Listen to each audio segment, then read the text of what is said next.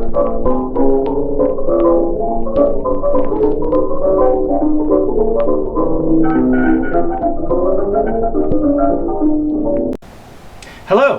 welcome to 20th Century Adventures. I'm Nathan Logston, and this year we're going to start something new. We're going to talk for a few minutes about some historical artifact from the late 19th or early 20th century. So there's lots of really cool things. I've got things, and I've got friends that have things, and I can borrow things from various museums and stuff like that. So we're going to talk about a lot of cool stuff. So this will be something that'll go on weekly. Should be a new video released every week as long as I can keep up with it. So we're going to start off this year with our first video, and today we're talking about this 1890s double-barrel Damascus shotgun. Now this thing is really neat. It's got a lot of patina to it. It's been around a while. I don't know the exact date on it. These things, it's hard to hammer down what the date that it was made was, but safe to say that these were made in the late 80s up through about 1910, and then they really began to lose popularity. And you'll see some that even earlier that are muzzle loading. They would be loaded from the end, and they'll have a nipple that a percussion cap goes on.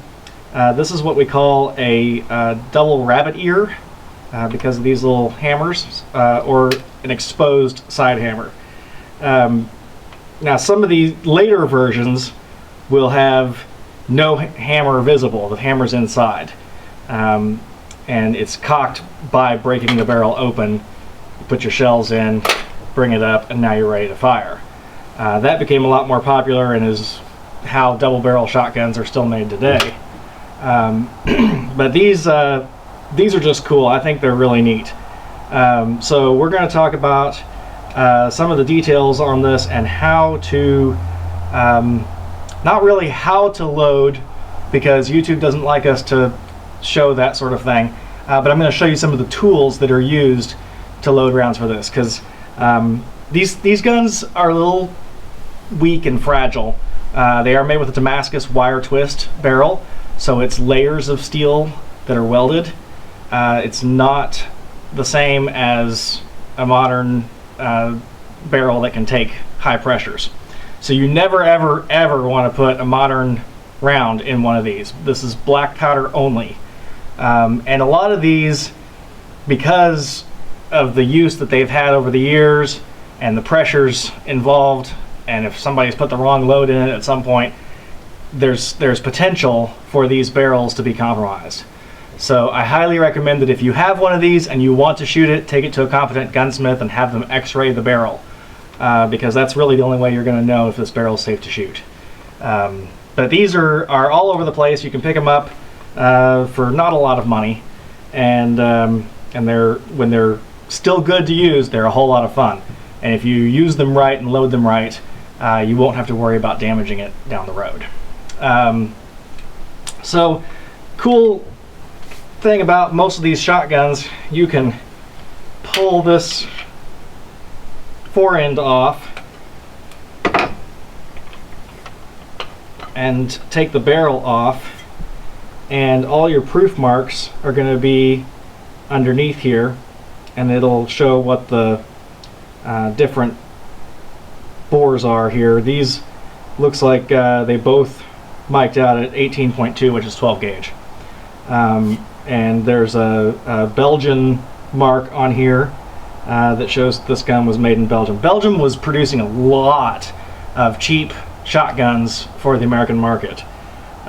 So you'll find this mark. It's a oval with a crown on top, and an L, E, and G with another little mark like a star at the bottom.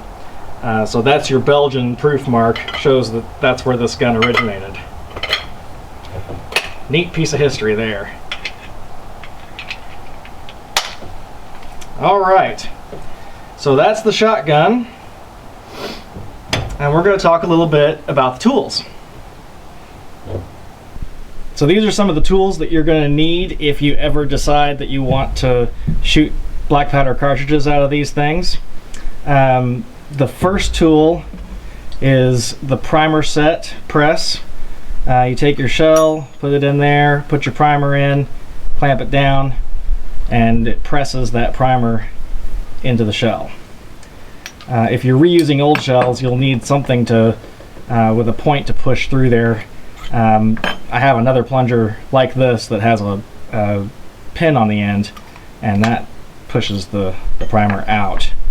So once you've got your primer in, set it in this little block to hold it in place, and this funnel goes down on top like that, and you can measure out. This is an adjustable powder measure, so you would set it wherever you want. This one's a little corroded, so it doesn't move real well, but you can set it to different sizes of amounts of grains for your powder. I usually use the smallest setting on these because it's enough, and I don't really want to overpressure these barrels, so I always shoot light loads, which is fine for like squirrel hunting, rabbit hunting, target shooting. You don't really need to go out deer hunting with something like this. So measure your powder, you measure your shot, and usually want to put a wad and a card in there as well. Not going to get into the details on that. You can always look that up. That funnel just pulls off of there. You can tamp it down with this. And that's essentially the process. I like to use a little bit of water glass on top of the shot card to hold the cartridge in on these brass cartridges so that it doesn't fall back out. Now you can also reuse old paper hulls. You can still buy, this is a Federal paper hull that's been used, and if you can find paper hulls, which they do still make, they're just hard to find, you can reuse those. So you can press the primer out, put a new one in, load it the same way you would a brass shell, and then that's where this tool comes in. These are kind of hard to find, but they're really cool. So once you've got your load in the shell, you put the shell in to this little crimper press, push it all the way up. This handle comes around, grabs the end, and you just crank while you push. You gotta have it on it's best to have it on a workbench or something, because this little flimsy table is not quite holding it as well as it should. So anyway, do that, pull it out, and it crimps over the end. This one's been done a few times, so it didn't really crimp as well as it should have, but you can see it kind of rolls that edge of cardboard back down in there. So obviously you need to use a shot card, or or if you're building a slug, you can put that in there, and this will crimp over and hold it. So anyway, that's the tools, and that's what you need if you're going to shoot black powder cartridge shotgun.